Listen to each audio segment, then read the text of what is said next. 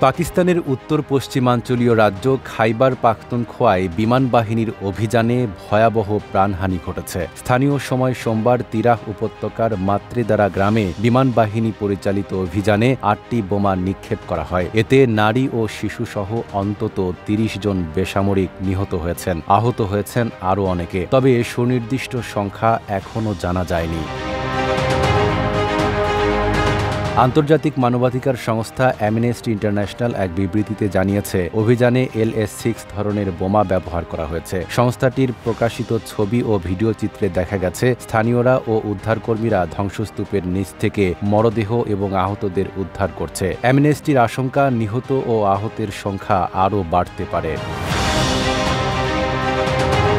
খাইবার পাখতুনখোয়া পাকিস্তানের তালেবানপন্থী সশস্ত্র সংগঠন তেহরিক-ই-তালেবান পাকিস্তান TTP এর ঘাঁটি হিসেবে পরিচিত। দীর্ঘদিন ধরেই এই অঞ্চলে সন্ত্রাসী হামলা ও সহিংসতা চলছে।